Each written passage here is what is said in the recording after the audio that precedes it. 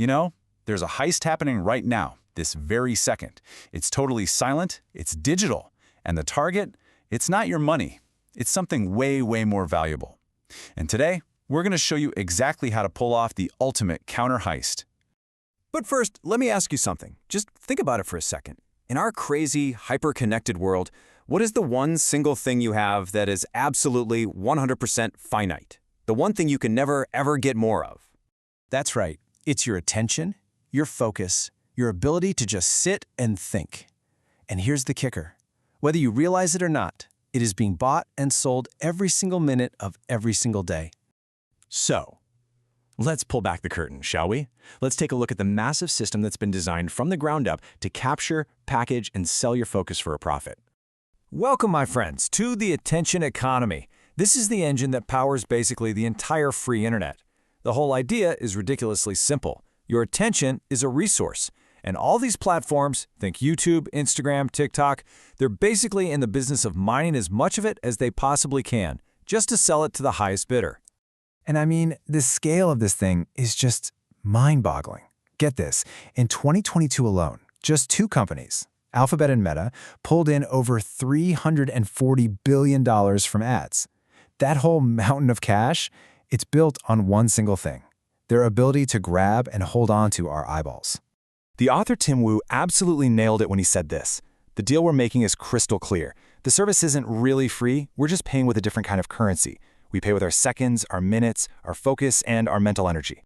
So what happens when you live inside this economy? Well, it creates a very specific mental state. A researcher named Linda Stone calls it continuous partial attention. Now, this is not multitasking. Multitasking is, trying to get things done. This is different. This is an almost unconscious impulse to always stay connected, this fear of missing out. It basically puts our brains into a constant, low-level state of crisis.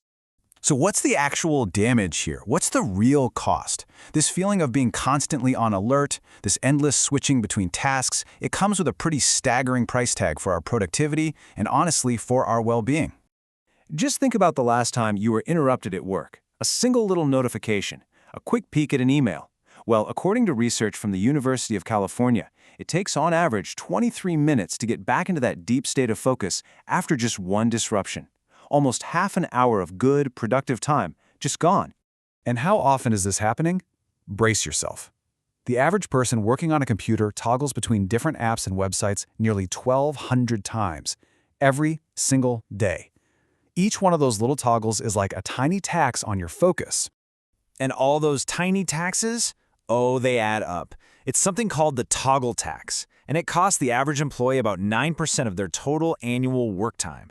To put that into perspective, that is like losing 5 full weeks of work every year, just to the cost of switching back and forth. It's insane. And if you really want to see how much things have changed, just look at this. Back in the pre-internet days, it took about 15 seconds to refocus after you got interrupted. Today, it's 23 minutes.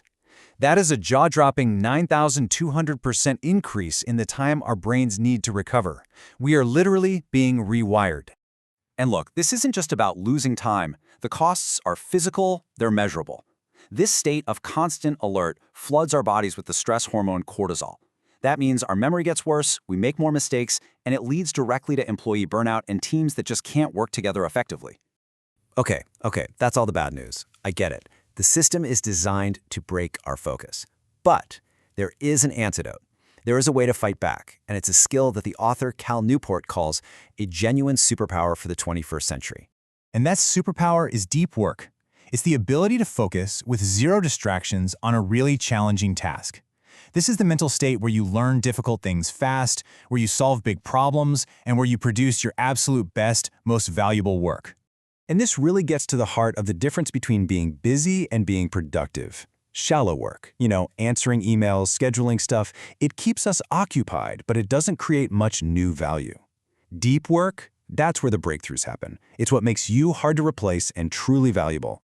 So, the big question is, how do we actually do it? How do we pull off this counter heist and get our focus back? Well, here it is. A practical, 4-step getaway plan based on the brilliant work of behavioral designer Nir Eyal. This is the blueprint for becoming what he calls indistractable. And I really want you to notice the order here. It doesn't start with your phone. No, it starts with understanding what's going on inside your own head. So step 1, this is the big insight. A whopping 90% of the time we get distracted, it is not because of a notification. It's an internal trigger. We're trying to escape a feeling we don't like. Boredom, anxiety, stress. The first move is to just recognize that feeling and then use the 10-minute rule. Next time you feel that urge to check your phone, just tell yourself, wait 10 minutes. You'll be surprised how often the feeling just disappears. All right, step 2. Once you start managing your internal state, it's time to plan for traction. Now, traction is just any action that pulls you towards what you really want to do. Forget those endless to-do lists. Instead, use time boxing. You literally schedule blocks of time for specific tasks right on your calendar. If it's not on the calendar, it doesn't get done. This simple trick makes you way more likely to actually do the work. Now, finally, we can deal with the outside world. Remember, these external triggers are only about 10% of the problem, but we still need to handle them. So, go into your phone settings right now if you can and turn off every single notification that isn't from an actual human being you need to hear from. And in the office, have a clear signal, like putting on headphones, that tells everyone, hey, I'm in deep work mode, please don't interrupt. And the last step, your final line of defense, is to make a pact with yourself. An effort pact just makes distraction harder, like deleting the social media apps off your phone so it's a pain to log in. But the most powerful version of this is an identity pact. You reframe your mindset. So instead of saying, I can't check email after 6 p.m., which feels like a restriction, you say, I don't check email after 6 p.m. See the difference? It's a statement about who you are. It becomes part of your identity. Look, the attention economy isn't going anywhere. It's a system that's built to mine our focus for profit. But here's the thing, it only works if we let it. You now have the blueprint for the counter heist. You know the moves. So the only real question left is, what will you create? What problems will you solve? What will you build with the single most valuable asset you have?